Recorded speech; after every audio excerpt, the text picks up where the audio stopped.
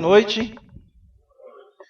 Eu estou sabendo que vocês, alunos do CFM, estão com agonia de me ouvir aqui, que vocês querem ficar acelerando e não podem, né? Estou sabendo desse boato aí, viu? Só de mal agora eu vou falar bem rápido nas aulas, que é para quando vocês acelerarem, vocês não conseguirem acompanhar.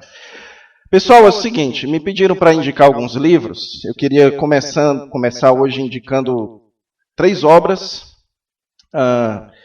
que eu acredito que sejam muito importantes para aumentar o seu conhecimento bíblico e teológico, certo? A primeira obra é essa aqui, do Carson. Eu já tinha lido ela. Ela foi recentemente traduzida para o português. Soberania divina e responsabilidade humana. Esse é um assunto muito polêmico, é um assunto muito difícil, e a vantagem desse escritor é que ele aborda essa questão na perspectiva das Escrituras. Ele faz uma teologia bíblica deste assunto, certo? Então, para você se livrar dos chavões que existem em torno desse assunto, e adquirir uma compreensão bíblica sobre essa questão, que é uma questão difícil, eu recomendo esse livro. O outro livro é o livro que praticamente moldou a minha filosofia de ministério. É esse livro, A Treliça e a Videira, a Mentalidade do Discipulado que Muda Tudo. Depois que eu li esse livro, a minha visão enquanto pastor, e quando eu li esse livro eu plantava uma igreja no Rio Grande do Sul, ela foi bastante influenciada por esse livro.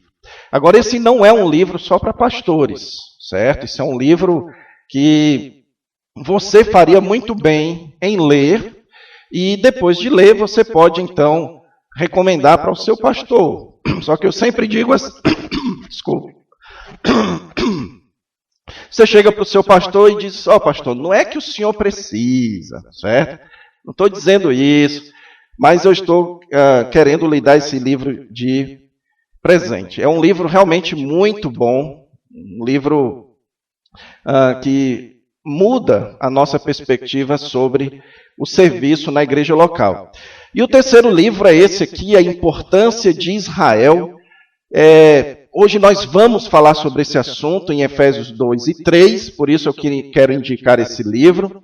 Esse é um livro que em português é o livro que apresenta a visão mais equilibrada que eu já vi a respeito de como nós devemos entender biblicamente o plano de Deus para Israel. Vocês sabem que no Brasil existe uma resistência muito grande das editoras de publicarem livros que defendem uma perspectiva dispensacionalista sobre Israel, que eu acredito que é a perspectiva, aliás, acredito não, eu sei que é a perspectiva do pastor Jovessi, e é a minha também, certo? Então, eu recomendo fortemente, esse é um livro que vai abrir a sua mente para compreender muito mais e melhor o Novo Testamento. Como eu já falei para vocês, e eu vou falar já de novo, esse é talvez o assunto mais tratado no Novo Testamento. Qual deve ser a relação dos judeus com os gentios agora depois da vinda do Senhor Jesus Cristo. Então, recomendo essas 3 obras e eu estou impressionado, eu estou achando muito barato. Okay? Eu não sei como é que esses livros conseguem chegar aqui perto do México tão barato. Certo? Porque eu nunca mais tinha visto o livro custar R$30. Perto de Miami, né? Perto de Cuba. Então, deve ter vindo da Guiana, né? Esses livros aqui. Barato, tá muito barato, viu? Um livro desse por R$30. Eu me lembro um dia desse que eu fui numa loja comprar uma calça jeans, aí estava lá R$79. Aí eu lá vou dar R$79 numa calça jeans. Aí fui para casa... Aí deu fome, eu pedi uma pizza, R$62. Ou seja, isso daqui é metade do que você paga numa pizza. Agora, se o livro aqui é barato, imagina a pizza, né? Então, É barato também? A pizza não vem da Guiana não, né? Então, pessoal, vamos abrir nossas Bíblias no texto de Efésios, capítulo 2. Vamos abrindo aí em Efésios, capítulo 2.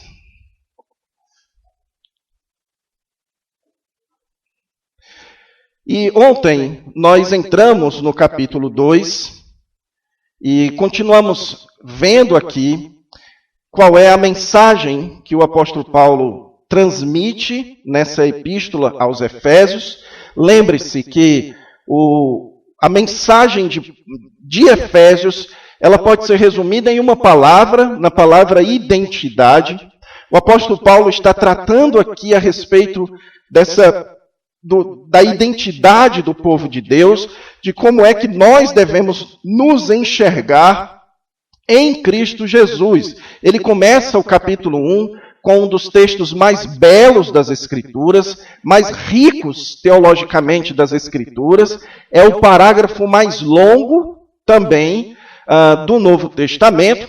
E nesse texto de Efésios capítulo 1, o apóstolo Paulo apresenta ali os 3 elementos marcantes da nossa identidade, da identidade do povo de Deus, que é a eleição, nós somos o povo eleito de Deus, a redenção, nós somos o povo que foi alcançado por Jesus Cristo, e a esperança, a igreja, o povo de Deus é um povo orientado para o futuro. Nós olhamos para a herança que nós iremos receber no futuro. E tudo isso Deus planejou para nós, para a sua glória, para o louvor da sua graça, e Ele conquistou tudo isso através da obra do Senhor Jesus Cristo. Então, o capítulo 2, como eu expliquei para vocês ontem, ele começa, ou ele desenvolve agora em maiores detalhes, essa questão da nossa identidade em Cristo Jesus. O capítulo 2 ele pode ser dividido em 2 partes.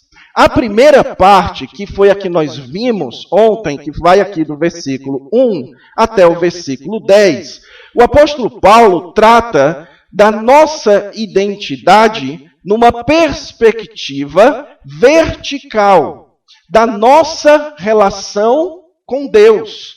Então, a primeira questão que Paulo trabalha no capítulo 2 é qual é ou como deve ser a relação dos judeus e dos gentios com Deus. Como nós devemos, então, nos encarar em relação ao nosso Deus.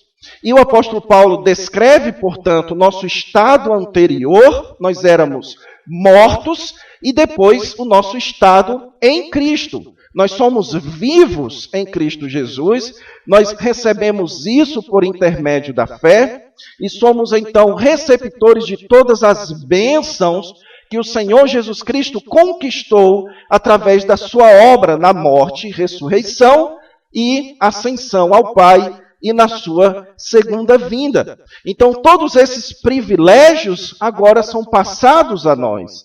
E nós então devemos nos enxergar à luz de Jesus Cristo. Assim, aquilo que define você, a sua real identidade, não está, portanto, no lugar onde você nasceu, na família em que você nasceu, qual é a sua herança genética, qual é o seu status no banco, se você é um cliente no banco comum ou se você é um cliente Prime. Isso não define você. Isso não é o que marca a sua identidade, não é a sua profissão, não é nada disso. É a sua posição em Cristo Jesus. Você é unido a Cristo. Então, em relação ao nosso relacionamento com Deus, portanto, a nossa identidade, o termo que melhor nos define é o termo cristão. Nós somos o povo de Jesus Cristo.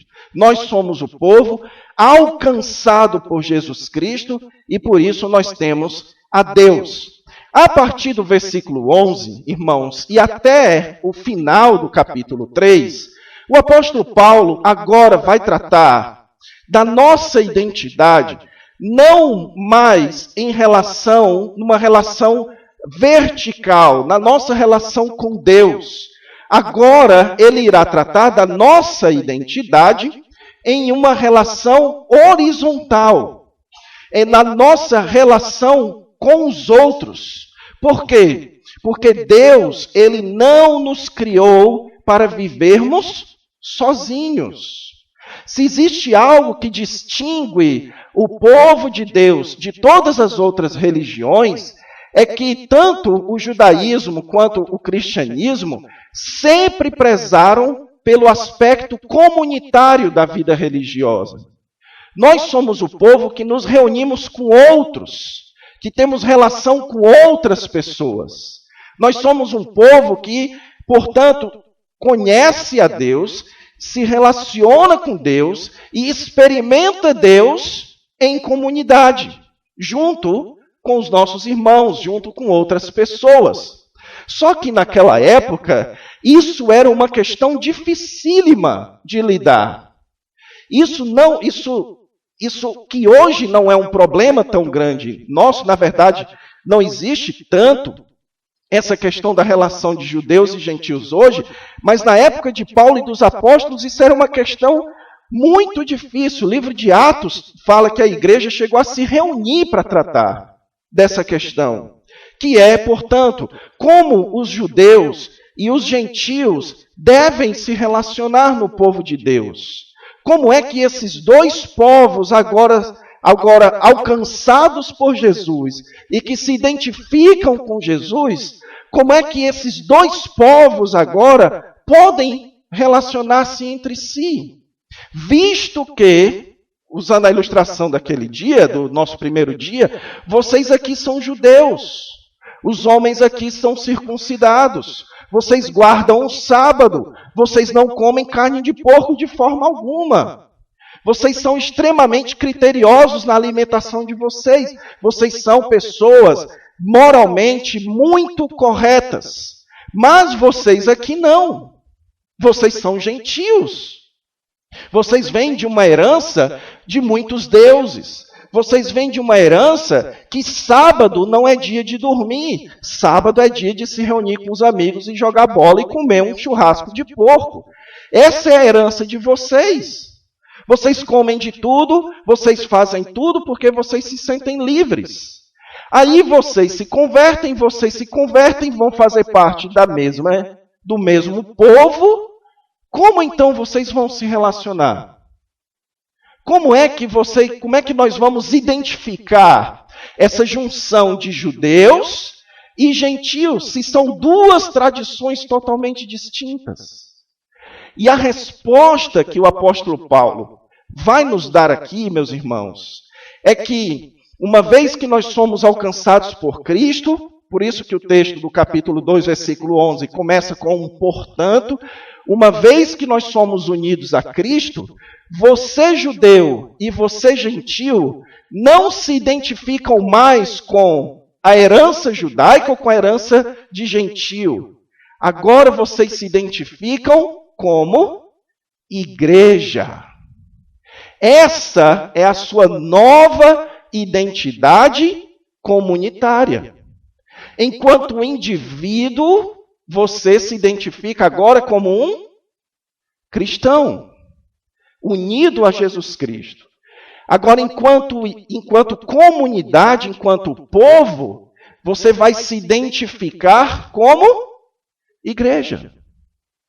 Você não vai se identificar como brasileiro, como cearense, como paraibano, como roraimense. Você se identifica como igreja. Essa é a sua herança comunitária. Se você é crente, você precisa se identificar como parte da igreja do Senhor Jesus Cristo. Então vamos ver como é que o apóstolo Paulo ensina tudo isso. Hoje a nossa leitura é um pouquinho mais longa, porque nós vamos ler do capítulo 2, versículo 11, até o capítulo 3, versículo 13. Efésios 2, 11 até o 3, 13. Diz assim: portanto, lembrem-se de que anteriormente vocês eram gentios por nascimento e chamados incircuncisão pelos que chamam circuncisão, feita no corpo por mãos humanas, e que naquela época vocês estavam sem Cristo, separados da comunidade de Israel, sendo estrangeiros quanto às alianças da promessa, sem esperança e sem Deus no mundo. Mas agora em Cristo Jesus, vocês que antes estavam longe, foram aproximados mediante o sangue de Cristo. Pois Ele é a nossa paz, o qual de ambos fez um e destruiu a barreira, o muro de inimizade, anulando em seu corpo a lei dos mandamentos expressa em ordenanças. O objetivo dele era criar em si mesmo, dos dois, um novo homem, fazendo a paz, e reconciliar com Deus os dois em um corpo, por meio da cruz, pela qual ele destruiu a inimizade. Ele veio e anunciou paz a vocês que estavam longe, e paz aos que estavam perto. Pois por meio dele, tanto nós como vocês temos acesso ao Pai por um Espírito. Portanto, vocês já não são estrangeiros nem forasteiros, mas concidadãos dos santos e membros da família de Deus, edificados sobre o fundamento dos apóstolos e dos profetas, tendo Jesus Cristo como pedra angular, no qual todo o edifício é ajustado e cresce para tornar-se um santuário santo no Senhor. Nele vocês também estão sendo edificados juntos para se tornarem morada de Deus por seu Espírito. Por essa razão, oro eu, Paulo, prisioneiro de Cristo Jesus, em favor de vocês, gentios. Certamente, vocês ouviram falar da responsabilidade imposta a mim em favor de vocês pela graça de Deus. Isto é, o mistério que me foi dado a conhecer por revelação, como já lhes escrevi em poucas palavras. Ao lerem isso, vocês poderão entender a minha compreensão do mistério de Cristo. Esse mistério não foi dado a conhecer aos homens de outras gerações, mas agora foi revelado pelo Espírito aos santos apóstolos e profetas de Deus, significando que, mediante o Evangelho, os gentios são co-herdeiros com Israel, membros do mesmo corpo e coparticipantes da promessa em Cristo Jesus. Deste Evangelho me tornei ministro pelo dom da graça de Deus, a mim concedida pela operação do seu poder. Embora eu seja o menor dos menores de todos os santos, foi-me concedida esta graça de anunciar aos gentios as insondáveis riquezas de Cristo e esclarecer a todos a administração deste mistério, que durante as épocas passadas foi mantido oculto em Deus, que criou todas as coisas. A intenção dessa graça era que agora, mediante a igreja, a multiforme sabedoria de Deus se tornasse conhecida dos poderes e autoridades nas regiões celestiais, de acordo com o seu eterno plano que ele realizou em Cristo Jesus, nosso Senhor, por intermédio de quem tivemos livre acesso a Deus em confiança pela fé nele. Portanto, peço-lhes que não desanimem por causa das minhas tribulações em seu favor, pois elas são uma glória para vocês. Vamos orar. Amado Deus, graças te damos por mais essa oportunidade de estudar a tua palavra. Pedimos a ti, ó Deus, que o Senhor nos dê força, condições, atenção necessária para aprender, para entender e viver a tua palavra, Senhor. Nós só conseguimos isso pela força do teu poder. E é isso que nós te pedimos, em nome de Jesus. Amém. Irmãos, quando eu, no final de 2012, mudei para o Rio Grande do Sul, eu fui plantar uma igreja lá na cidade de Passo Fundo, que fica no centro-norte do estado do Rio Grande do Sul. Lá havia um pequeno grupo de pessoas que queriam começar uma nova igreja na cidade. E logo quando eu cheguei, começaram uma série de discussões sobre como nós iríamos chamar a nossa igreja. Então, um irmão perguntou assim: pastor, por que a gente não chama de igreja reformada? Aí eu perguntei para ele: mas irmão, você quer colocar o nome reformado na placa da igreja? Ele: sim, mas você sabe que geralmente o termo reformado é para assinar alguma confissão reformada e a gente tem algumas diferenças. Aí ele: tá bom, então não vamos botar o reformado. Vamos colocar batista. Aí eu disse: tudo bem, mas você sabe que aqui na cidade, em Passo Fundo, o termo batista está bem queimado, né? Aliás, foi outro irmão que disse isso. Eu sou contra porque aqui em Passo Fundo o termo batista está bem queimado já. Aí tá bom, então não vamos colocar o termo batista. Aí vamos chamar de bíblico. Pronto, igreja bíblica. Agora, qual é o outro nome? A igreja bíblica o quê? Eu sugeri Igreja Bíblica de Passo Fundo. Aí disseram: não, porque vão achar que a gente está dizendo que a nossa igreja é bíblica e as outras não são. Então, não. Igreja Bíblica de Passo Fundo, não. Aí começou Igreja Bíblica Calvário, Igreja Bíblica Esperança, Igreja Bíblica. Aí teve que fazer uma votação para definir qual seria o nome da igreja. Isso parece algo irrelevante, mas vocês percebem que isso é importante. A questão da identidade é algo fundamental. Tanto é que essa mesma igreja, ela tem nome, ela tem sobrenome, ela tem logotipo, é ou não é? Aqui tem logotipo, não tem? Então, porque as igrejas se preocupam com a forma com que elas devem se identificar. Nós escrevemos as nossas confissões, porque as nossas confissões nos identificam no meio de tanta bagunça que existe por aí. Só que no meio de tudo isso, nós podemos acabar perdendo de vista qual é de fato a identidade da igreja do Senhor Jesus Cristo. O que de fato nos define como igreja? O que de fato identifica ou pode identificar algo como igreja e não igreja? É como se você viesse me perguntar quem eu sou, e a minha resposta fosse: bem, eu sou alto, eu sou branco, eu sou cearense, e não dissesse para você o meu nome, e nem dissesse para você quais são as verdadeiras características que definem quem eu sou. Então, muitas vezes nós podemos nos preocupar tanto com essas características importantes, mas secundárias da igreja, e acabamos perdendo de vista aquilo que de fato nos identifica como igreja, como povo do Senhor Jesus Cristo. E o texto que nós acabamos de ler, ele trata exatamente sobre isso.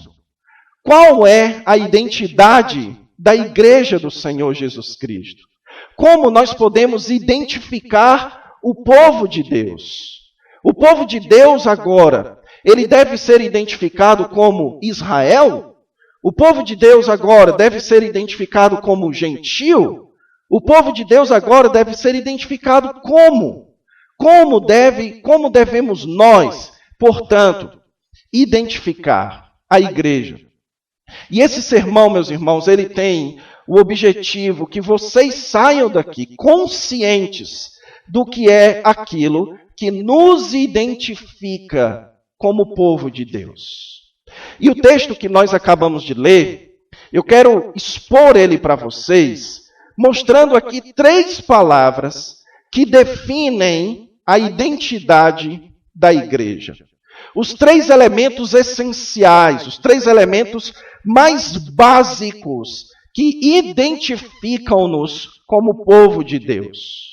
A primeira palavra que nos identifica como igreja é a palavra aliança. A igreja é um povo em aliança com Deus. É isso que o apóstolo Paulo mostra, meus irmãos, a partir aqui do versículo 11. A partir do versículo 11, o apóstolo Paulo, ele começa o seu tratamento dessa relação vertical entre o povo de Deus, entre judeus e gentios, falando a respeito desse aspecto da aliança. Veja que ele começa dizendo, portanto, lembrem-se. E o uso dele, desse verbo lembrar, ele não é um uso aleatório. O apóstolo Paulo está utilizando aqui um termo que no Antigo Testamento era muito utilizado para se referir às alianças que Deus fez com o povo. Então, os profetas diziam, lembrem-se das alianças que Deus fez. E o povo dizia isso para Deus nas suas orações. O povo dizia, Senhor, lembra da aliança que o Senhor fez com Abraão. Lá no livro de Êxodo diz que Deus lembrou da aliança que havia feito com Abraão e por isso não fez isso com o seu povo.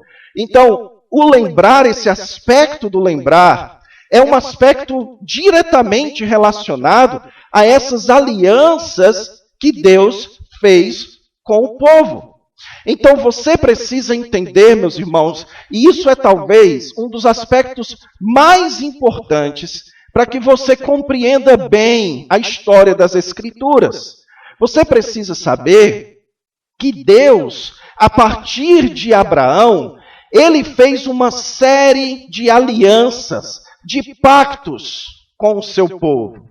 Quando, em Gênesis capítulo 12, Gênesis 15, Gênesis 17, Deus entra em aliança com Abraão e ele faz uma série de promessas a Abraão. Ele diz que iria abençoar Abraão, que iria dar uma descendência para Abraão. Essa descendência moraria numa terra e seria uma bênção para todas as nações. Essa promessa, esse pacto que Deus faz com Abraão, ele passa para Isaac, ele passa para Jacó. Jacó tem o seu nome mudado para Israel. Então a aliança que Deus faz com Abraão se torna uma aliança que Deus fez com Israel, com o povo da descendência física de Abraão. Então Deus faz essa aliança. Posteriormente, Deus resgata o povo do Egito, leva o povo para o deserto e faz uma outra aliança com o povo, dizendo o seguinte: se vocês guardarem a minha lei, vocês serão os meus sacerdotes nesse mundo. Eu irei abençoar vocês. Eu irei fazer com que as mulheres tenham os seus filhos, que não haja mulher estéril, que a terra produza o seu fruto. Eu vou abençoar vocês de sobremaneira, se vocês guardarem a minha lei. E então Moisés pegou um animal e aspergiu sobre o povo, para que aquilo selasse esse pacto que o povo havia feito com Deus, de obedecer à sua lei. Posteriormente, Deus chega até Davi e faz uma aliança com Davi, dizendo que esse povo que ele havia prometido lá para Abraão, Deus iria estabelecer um rei da descendência de Davi, um Messias, um ungido, que iria reinar sobre esse povo. E Deus faz esse pacto com Davi. E posteriormente, quando o povo de Israel é punido para ser levado para o cativeiro babilônico, Deus manda profetas dizendo para eles: vocês estão sendo levados para o cativeiro porque vocês não cumpriram a minha aliança. Vocês não guardaram a minha lei, vocês não cuidaram da terra. Por isso eu vou tirar vocês da terra. Mas saibam que quando eu trouxer vocês de volta, eu irei fazer uma nova aliança. Uma aliança não mais escrita em pedras, mas escrita no coração de vocês. Uma aliança onde vocês agora serão cheios do Espírito Santo. Então você precisa ter isso em mente. Essa é a história do povo de Deus. Só, meus irmãos, que tem um detalhe fundamental. Todas essas alianças que eu mencionei para vocês aqui, elas foram feitas com quem? Com quem? Com os judeus. Deus não entrou em aliança com os romanos, com os gregos, com os macedônios. Deus entrou em aliança com os judeus. Então, tudo foi prometido para os judeus. Deus escolheu o povo judaico, a nação de Israel, e fez uma série de promessas para os judeus. Tendo isso em mente, agora você pode entender melhor esse texto. Porque o apóstolo Paulo diz o seguinte: portanto, lembrem-se, e ele está aqui se dirigindo agora aos gentios, lembrem-se vocês, gentios, que anteriormente quando? Antes de Cristo. Antes do Senhor Jesus Cristo vir, no passado, nessa história passada, vocês, gentios, vocês que nasceram fora da comunidade de Israel, vocês que não passaram pela circuncisão, vocês, portanto, que não se identificavam como judeus, porque a circuncisão era o sinal de identificação de um judeu. Quando um judeu tinha um filho, para que esse filho se tornasse parte de Israel, ele tinha que ser circuncidado.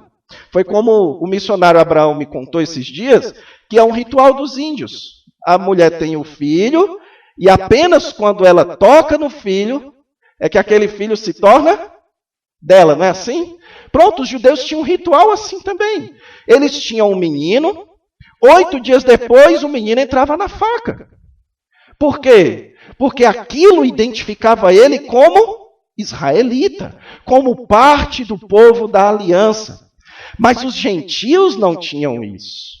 E o apóstolo Paulo é até meio irônico, porque ele diz assim: a circuncisão feita no corpo por mãos humanas. E essa expressão, mãos humanas, irmãos, ela geralmente era utilizada para a idolatria. É como se Paulo estivesse dizendo: os judeus têm uma idolatria.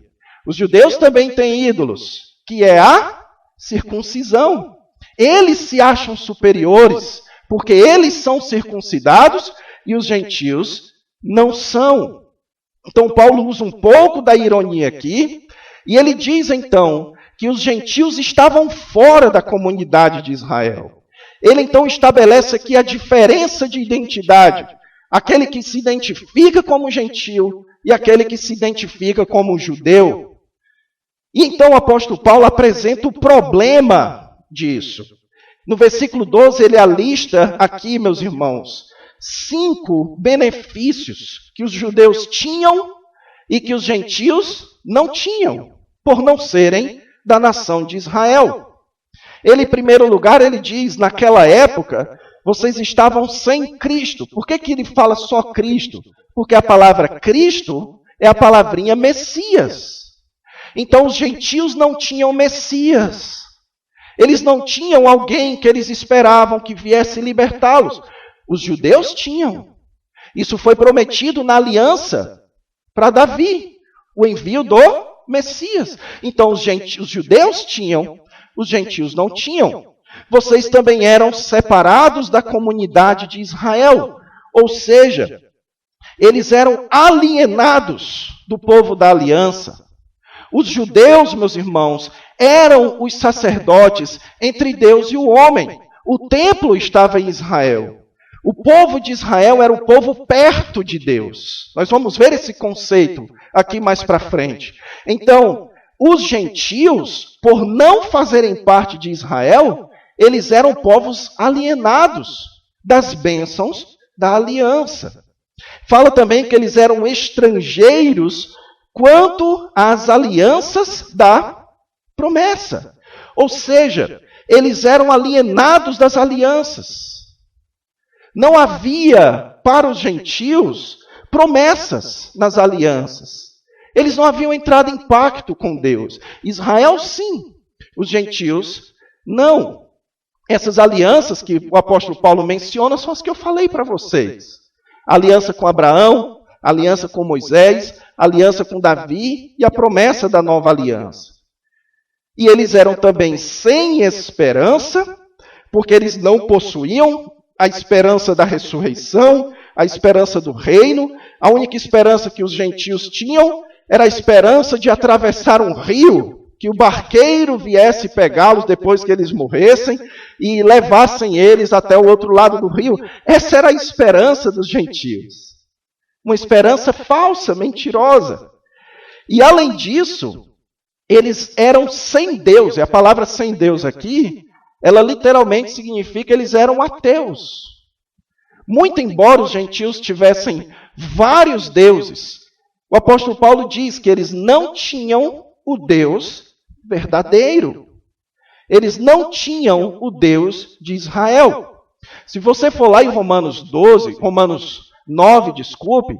o apóstolo Paulo vai citar todos esses benefícios positivamente, dizendo: dos judeus são as alianças, dos judeus são as promessas, dos judeus são os profetas, dos judeus são a esperança, e deles descende o Cristo. Então, tudo isso que foi prometido para os judeus, os gentios não tinham, porque eles não eram judeus. Ah, pastor, e se um gentio quisesse desfrutar dessas coisas? Sabe o que é que ele deveria fazer? Primeiro, circuncidar-se e depois, então, se submeter às instituições dos judeus, a lei e o templo, as festas. Ele tinha que se tornar um israelita. Então, eles eram separados. No capítulo 2, começa mostrando a separação dos gentios com Deus. Agora mostra a separação dos gentios com o povo de Deus. Mas veja aqui, meus irmãos, que o versículo 13 começa de uma forma muito parecida com o versículo 4 do capítulo 2. O capítulo 4 diz: mas Deus... E o versículo 13 começa com: mas agora em Cristo Jesus, a história muda. A história dos gentios acaba de mudar. Agora, com a chegada de Jesus, as coisas estavam mudando. E o que é que muda? Vocês que antes estavam longe, foram aproximados mediante o sangue. Por que ele diz, mas agora em Cristo Jesus? Porque ele fala aqui, meus irmãos, que é por intermédio de um Messias, Cristo, judeu, Jesus. Jesus era um judeu. Jesus era de Israel, era ou não era? Deles descende o Cristo, o apóstolo Paulo diz. Jesus era um judeu, o nome dele é um nome judaico. Então, vindo o Messias dos judeus, chegando o Messias dos judeus, as coisas mudaram para os gentios. Por quê? Porque o Messias, ele derramou o seu sangue. Então, lembra que eu falei para vocês que quando Deus fez a antiga aliança, Moisés matou um cordeiro, um animal, e aspergiu sangue sobre o povo? Lembram disso? O que Paulo está dizendo agora, meus irmãos, é que o Messias vem e ele derrama o seu sangue, mas o sangue do Messias não é direcionado apenas para os judeus, como foi na nova aliança.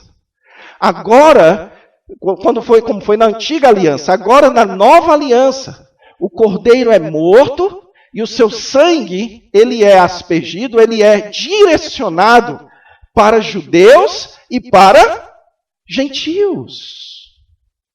E o que Paulo, portanto, está dizendo aqui é que a igreja é uma união de judeus e de gentios que estão em aliança com Deus. Agora, as bênçãos das alianças, elas que pertencem aos judeus, lá em Romanos capítulo 9, o apóstolo Paulo fala no tempo presente, deles são as alianças, tudo isso pertence aos judeus. Deus agora estende para os gentios, porque os gentios, eles se unem a Jesus Cristo, que é judeu. Então agora os gentios se unem a um judeu, e tudo que foi prometido para os judeus, agora os gentios podem desfrutar dessas alianças. Portanto, irmãos, a igreja é um povo ligado a Jesus, em aliança com Deus. Nós somos um povo em aliança com Deus. E esse conceito de aliança, meus irmãos, ele é muito esquecido, muito pouco trabalhado. Muitas vezes a gente acha que fazer parte de uma igreja é uma questão de convicção religiosa. Tem muita gente, eu temo que haja pessoas aqui, você pode ter chegado aqui com essa concepção. Por que eu vou para a igreja lá, Videira? Porque é o que eu me encaixo melhor. É a igreja que me encaixa melhor na minha mente. Mas não é assim. Não é assim.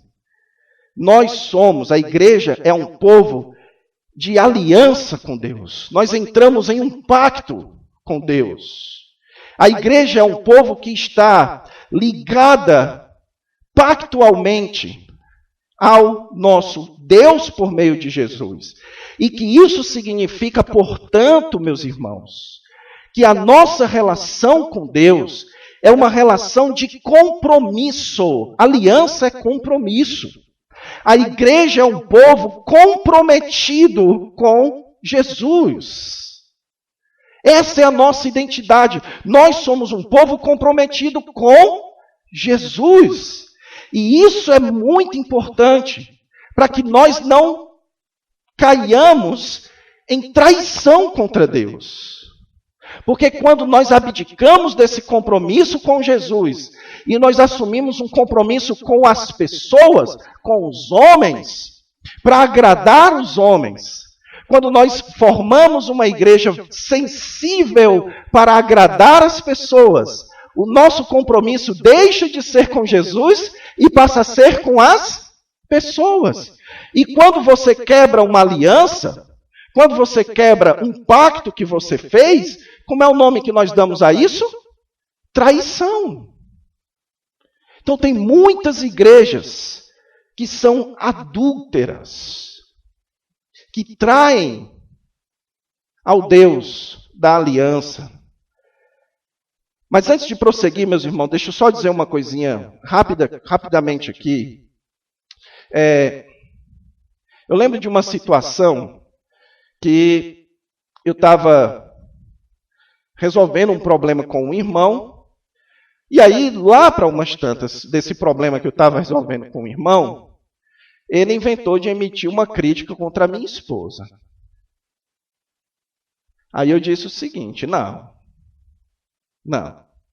Aí é um campo que você não pode entrar. Não lhe dou autorização para que você venha aqui emitir uma crítica contra a minha esposa. A igreja é a noiva de Cristo. Nós estamos em aliança com Deus. Tome muito cuidado antes de prejudicar a igreja do Senhor. Porque Deus tem um pacto com essa igreja. Deus tem um compromisso. Efésios capítulo 5 vai dizer isso. O compromisso de Cristo de apresentar essa igreja gloriosa no futuro. Tome muito cuidado com aquilo que você faz contra o povo que está em aliança com Deus. Em segundo lugar, irmãos, segunda palavra que define a igreja é a palavra evangelho. Utilizando o termo do livro, que eu acredito que alguns de vocês, inclusive, estão estudando, a igreja é uma comunidade centrada no evangelho. O apóstolo Paulo continua, aqui o versículo 14, dizendo, pois ele é a nossa paz. Nossa quem? Nós, judeus, vocês, gentios. O Senhor Jesus Cristo, ele é a paz de judeus e gentios. E ele então vai explicar isso. Ele diz que o qual de ambos fez um e destruiu a barreira. Então veja, o apóstolo Paulo entende que havia uma barreira que separava judeus e gentios. As instituições de Israel, elas separavam os judeus dos outros povos. Porque imagine aí, Você, como é teu nome? Tiago. Então, o Tiago é um gentil, e aí ele gosta do Antigo Testamento, ele diz, rapaz, eu li esse salmo aqui na Bíblia dos Gideões antigos, e eu gostei, daí que eu quero ser desse povo. Como é que eu faço? Aí você chega para um judeu e pergunta, o que é que eu faço? Aí ele, passo 1. Tem que circuncidar. Aí o que é que o Tiago faz? Opa, não, aí já é demais. Então isso era uma das barreiras. Outra barreira era a lei. Os judeus eram doutrinados e cresciam com a lei, os gentios não. Então os gentios tinham a barreira da lei. O templo também era uma outra barreira. O templo estava lá em Jerusalém. Eu moro aqui, sei lá, na África. É uma barreira. Então, Israel era separada dos gentios. O que então Deus fez? Deus então disse o seguinte, que o Senhor Jesus Cristo, em seu corpo, anulou a lei dos mandamentos expressos em ordenanças. Quando o Senhor Jesus Cristo vem e morre na cruz do Calvário, ele, portanto, aboliu esse papel identificador da lei para o povo de Deus. Agora, a nossa identificação é com a obra de Cristo e não mais com a lei de Moisés. Agora nós nos identificamos com o que Jesus fez por mim e não com o que eu devo fazer baseado na lei de Moisés. Jesus começa uma nova aliança, onde a lei não é mais em pedras, a lei é colocada no nosso coração pelo Espírito Santo. Sendo assim, portanto, Jesus derruba a barreira. E agora judeus e gentios podem fazer parte do mesmo povo. Ele diz que o objetivo dele era criar em si mesmo, Jesus como judeu, ele poderia criar em si mesmo um novo homem. Que novo homem é esse? A igreja. Não é mais Israel, não é mais gentios. Agora é a igreja. Se eu quero fazer parte do povo de Deus, sendo judeu, o que é que eu preciso fazer? Me unir a Cristo. E se eu quero fazer parte do povo de Deus, sendo gentil, eu devo me unir a Cristo também. Então Jesus cria um novo homem, uma nova identidade para o povo de Deus. E essa identidade, ela é centrada na obra de Jesus. O apóstolo Paulo repete em vários momentos aqui. Ele fez isso no seu corpo. Depois ele diz aqui, por meio da cruz, destruiu a inimizade. Ele depois fala aqui que por meio de Jesus Cristo como pedra angular e o fundamento dos apóstolos e profetas. Tudo isso, meus irmãos, se refere ao Evangelho. Então, os gentios não são mais forasteiros.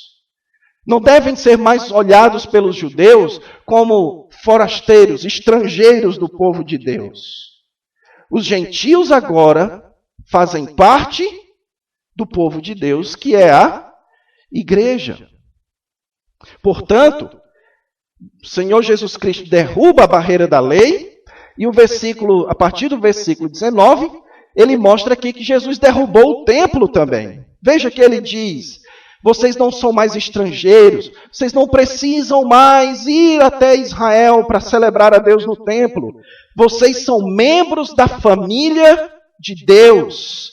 E aí ele vai usar a imagem do templo, edificados. Deus agora edifica um templo sobre o ensino dos apóstolos, sobre Jesus Cristo, ou seja, sobre o Evangelho, no qual todo edifício cresce para ser um santuário.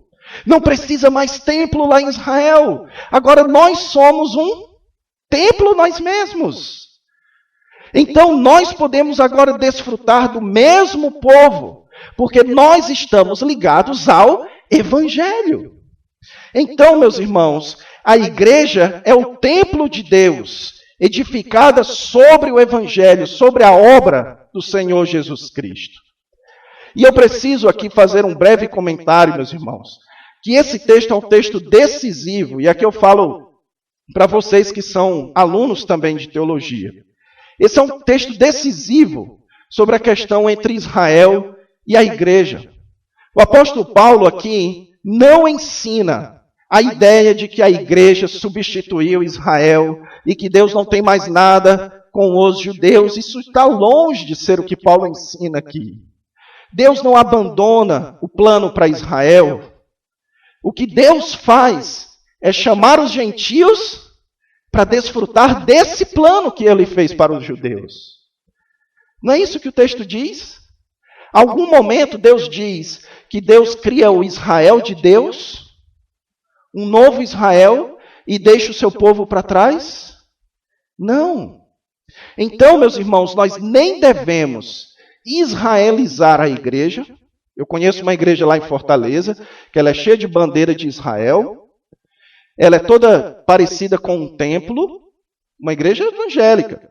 Porque ele acha que a igreja deve ser uma espécie de Israel, onde a circuncisão vira batismo, onde a Páscoa ela vira ceia, onde o sacerdote vira o reverendo, o pastor.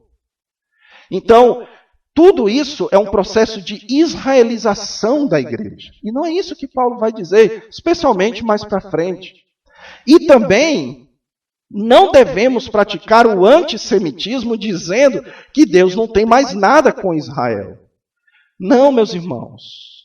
O que Deus faz aqui não é rejeitar os judeus e agora ficar com a igreja. Não. O que Deus faz aqui é dizendo, vocês gentios agora podem desfrutar das promessas feitas aos judeus, através de um judeu, que é Jesus Cristo, por intermédio do Evangelho. A comunidade do povo de Deus deve ser centrada no Evangelho. Tudo na igreja deve girar em torno do Evangelho. Tudo. O que distingue a igreja de qualquer outra instituição é a presença do Evangelho. Como o apóstolo Paulo vai dizer em 1 Timóteo capítulo 3, a igreja é coluna e baluarte da verdade do Evangelho. A igreja é a comunidade do Evangelho. A pedra angular que é edificada na igreja é a pedra de Jesus Cristo, que traz perdão de pecados e uma nova vida com Deus. Por isso, meus irmãos, vamos ajustar as nossas expectativas em relação à igreja.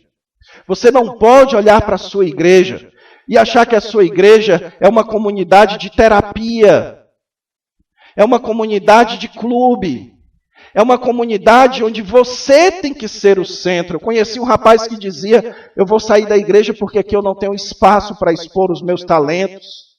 Ele disse isso para mim.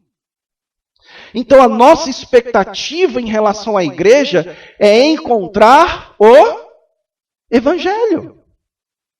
É isso que a gente tem que encontrar nos cânticos, na pregação, o ensino da palavra de Cristo e dos seus apóstolos. E eu acredito, meus irmãos, que essa igreja tem feito isso, não é, pastor? Acredito que ela tem feito isso. Então eu quero dirigir uma palavra para vocês, que são novos e que farão parte da futura geração de liderança dessa igreja. Não desfaçam da pedra colocada com tanto esforço e suor pelos que vieram antes de vocês. Essa comunidade ela é uma comunidade centrada no Evangelho. E uma igreja que retira o Evangelho é uma igreja que certamente vai morrer. Não tornem essa igreja uma igreja centrada no entretenimento, na satisfação das emoções, na terapia de casais, uma igreja centrada em alcançar a cidade para cuidar dos pobres. Tudo isso é importante. Mas nada disso é o centro da igreja. A igreja é uma comunidade centrada no Evangelho. É isso que nos une. E já eu comento um pouco mais sobre algumas implicações. Nosso tempo está correndo. Em terceiro lugar, meus irmãos, ainda tem um terceiro lugar. Em terceiro lugar, a primeira palavra que define a igreja, a identidade da igreja é aliança. A segunda palavra que define a identidade da igreja é o Evangelho. E a terceira palavra que define a identidade da igreja, a igreja, ela é sacerdócio de Deus. A igreja, ela é mediadora neste mundo da obra de Deus.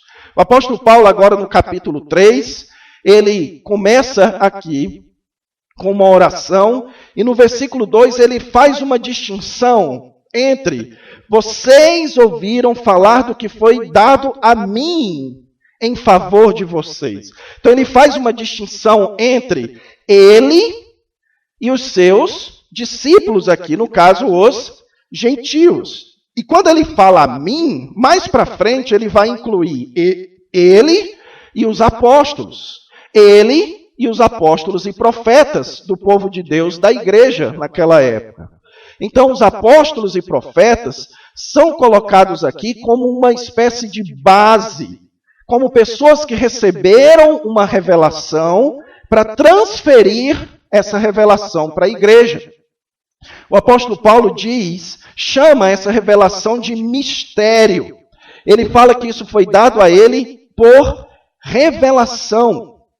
Mistério, meus irmãos, é uma verdade que estava oculta no passado e que Deus agora revelou aos homens. No Novo Testamento, o endurecimento de Israel é chamado de mistério por Paulo. O arrebatamento da igreja, 1 Coríntios 15, também é chamado por Paulo de mistério. Eis que vos digo, um mistério vai ser um piscar de olhos e tudo mais. Então, mistério, aqui nesse contexto, é a revelação do plano de Deus. Algo que estava oculto no passado e Deus agora revelou. E que revelação é essa? O apóstolo Paulo diz no versículo 6 que essa revelação é que os gentios são co-herdeiros com Israel, membros do mesmo corpo e coparticipantes da mesma promessa.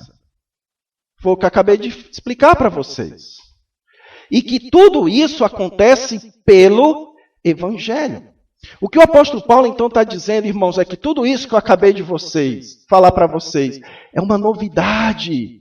Ninguém esperava que isso iria acontecer. No Antigo Testamento já se esperava que os gentios fossem salvos no futuro, mas nunca se esperou que os gentios compartilhariam das mesmas bênçãos dos judeus por causa do Messias, por causa de Jesus. Então o apóstolo Paulo, no versículo 8, ele vai dizer que mesmo sendo ele o menor dos apóstolos, e ele era de fato o menor dos apóstolos, porque ele não era parte dos 12, então mesmo ele sendo o menor, ele recebeu uma grande responsabilidade, que foi de levar essa revelação para os gentios. Como alguém que corre para dizer para vocês, gentios, que vocês não precisam mais circuncidar-se, não precisa mais de templo, não precisa mais da lei de Moisés. Vocês só precisam de Jesus. Então corram para Jesus. Deus está revelando agora que vocês podem desfrutar do seu plano, da história do povo de Deus, da mesma esperança dos judeus, do mesmo Deus dos judeus. Vocês agora podem desfrutar disso crendo em Jesus. Então Paulo recebeu essa responsabilidade de fazer esse aviso. Mas no versículo 10, ele chega no ápice do seu argumento, dizendo aqui por que Deus estabeleceu esses homens para levar essa imagem ou essa mensagem para os gentios. Ele diz, para que agora, mediante a igreja, a multiforme sabedoria de Deus se tornasse conhecida. E ele menciona aqui, meus irmãos, os poderes e autoridades celestiais. Sabe o que é que ele está dizendo? Que tanto os anjos bons quanto os anjos maus, quando eles viram o Messias na cruz, eles ficaram assim. O que será que está acontecendo aí? Deixa eu tentar entender o que está acontecendo. Os anjos maus olharam e disseram, vencemos. Matamos o Messias. Acabou o povo de Deus. Aí o apóstolo Paulo diz aqui, que ao invés da morte de Jesus ser o fim do povo de Deus, a morte de Jesus formou um povo de Deus ainda maior, formado de judeus e gentios. Aquele negócio que começou lá naquela terrinha menor do que o estado de Sergipe. Chegou até Boa Vista, perto de Miami. Chegou longe, pequenininho. Agora está longe. Então, os anjos, o apóstolo Pedro diz isso, e os demônios olham e ficam assim. Espera aí, eu não esperava por isso. Então, nós da igreja mostramos para os seres celestiais e para o mundo que o plano de Deus, ele é muito sábio. Que o plano de Deus está além da nossa capacidade, da capacidade dos próprios anjos de entenderem. Por isso o apóstolo Paulo diz, de acordo com o seu eterno plano, que ele realizou em Jesus nosso Senhor, por intermédio de quem agora nós temos livre acesso a Deus em confiança. O que Paulo está dizendo é, agora não tem mais lei de Moisés, agora não tem mais templo, agora todos nós podemos chegar a Deus por intermédio da fé em Jesus Cristo. Não importa se você é judeu e você quer guardar a lei. E não importa se você é gentio, lá de Boa Vista, Roraima. Não importa. Todos nós agora podemos chegar a Deus por intermédio de Jesus. E isso revela um plano maravilhoso de Deus. E a igreja, ela é a portadora dessa mensagem. A igreja é quem Deus decidiu entregar a mensagem do Evangelho e do plano de Deus, para que essa igreja torne essa mensagem conhecida neste mundo.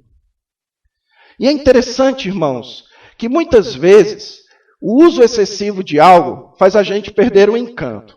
Não é? Por exemplo, hoje em dia o iPhone que está na moda, né? Mas eu sempre fui apaixonado por esse aparelho aqui, o Galaxy S8. Comprei ele igual classe média compra tudo. Como é? Parcelado em 10 vezes num cartão de um amigo meu. Então, comprei esse celular porque eu sempre achei ele lindo, sempre achei ele bonito. Aí eu começo a usar, aí eu vejo que tem um irmão que tem um Galaxy Note, aí chega o iPhone 10, eu já começo a achar assim, não quero mais não, joga. O uso faz com que a gente perca o encanto. A mesma coisa acontece com a igreja. Nós, às vezes, podemos perder o encanto com a igreja do Senhor. Mas você já notou, meus irmãos, como a igreja de Jesus Cristo ela é gloriosa, mesmo com seus problemas, mesmo com seus defeitos. Como ela é gloriosa, como ela é interessante, como ela é maravilhosa. Veja, aqui nós temos cearenses que eu já conheci. Jovecito é do Rio de Janeiro, flamenguista. Aí temos um paulista, filho de imigrantes. Temos pessoas aqui representando várias terras, vários sotaques, vários costumes. E se hoje fosse dia de ceia, nós estaríamos aqui todos sentados, comendo do mesmo pão e tomando o mesmo cálice.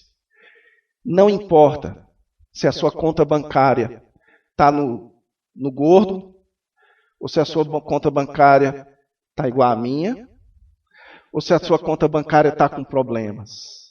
Na mesa do Senhor, nós somos todos iguais. Não importa a roupa que você está usando, se ela é cara, ou se ela foi uma roupa comprada ali num brechó. Na mesa, na igreja, nós somos iguais.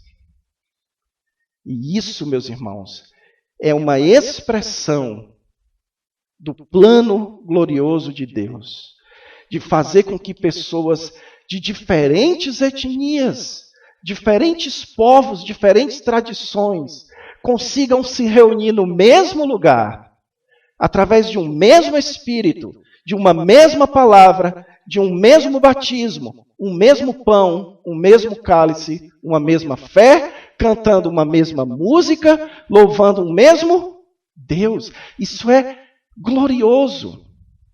Se você duvidar da sua fé em Deus, olhe para a igreja. Isso é de Deus, irmãos. Mesmo tendo sido severamente perseguida na história, mesmo tendo sido atacada, mesmo ainda hoje, aqui no Brasil é assim. Você pode falar, você não pode falar de gay, você não pode falar contra nada, você é politicamente correto para tudo, menos para a igreja. Fale mal de pastor. Vá no seu Facebook e diga assim, homossexualismo é pecado e ponto final. Aí vai chover de gente lá dizendo, é ou não é? Agora vá no seu Facebook e diga assim, todo pastor é ladrão. Ninguém vai botar processo em cima de você. Então a igreja, mesmo tendo sido severamente atacada até hoje,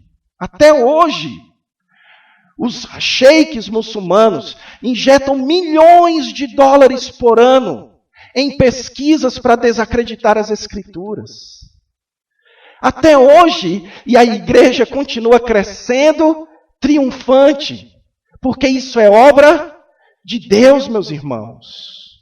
A igreja exibe para o mundo físico e para o mundo invisível que existe um Deus com um plano tão incrível, que criou um povo que começou com 120 pessoas em Jerusalém e agora está espalhado no mundo inteiro. A igreja mudou a história da humanidade. Nós criamos hospitais, nós criamos as escolas, nós criamos as universidades, nós criamos as vacinas, a ciência. O maior músico que já pisou na face da terra, Johann Sebastian Bach, fazia tudo para a glória de Deus. É por Deus que criou o sistema tonal, tudo. Mais do que isso, meus irmãos, a igreja tem sido usada por Deus para transformar vidas, para transformar bandidos em missionários, para transformar bêbados em homens de Deus, homens de fé. A igreja tem sido usada para evitar que esse mundo venha a sucumbir no seu pecado, na sua imoralidade. Você não precisa de um argumento elaborado para a existência de Deus. Olhe para a igreja. Se ela fosse invenção humana, ela já teria sucumbido, como muitas outras religiões. E eu pergunto a você, sabendo desse plano glorioso de Deus para a igreja, você quer fazer parte disso? Quer fazer parte desse plano? Ser usado por Deus para tornar o seu evangelho conhecido? Então ame a sua igreja. Se engaje na sua igreja. Sua igreja tem defeitos. Tenho certeza que ela tem defeitos. A mais absoluta certeza. Mas não olhe para isso. Olhe para o que Deus está fazendo nesse mundo por intermédio da sua igreja. E por fim, meus irmãos, na igreja, nós celebramos a unidade no povo de Deus. Não há ninguém melhor do que ninguém aqui. Não se ache melhor do que ninguém. Nós não estamos aqui para exibir quão talentosos nós somos, quão rico nós somos, as nossas roupas quão boas elas são. Nós estamos aqui como sacerdotes de Deus, para comunicar o Evangelho de Cristo, que nos une igualmente. Vamos orar. Amado Deus, obrigado, Senhor, mais uma vez pela Tua palavra. Obrigado por essas verdades tão profundas, mas tão importantes, Deus. Nos faz amar a Tua igreja, Pai. Nos faz vestir a camisa do Teu povo. Nos identificarmos, nos gloriarmos nisso. Que nós encontremos alegria. Que aprove a Ti nos colocar como parte desse projeto grandioso e glorioso que é a Tua igreja.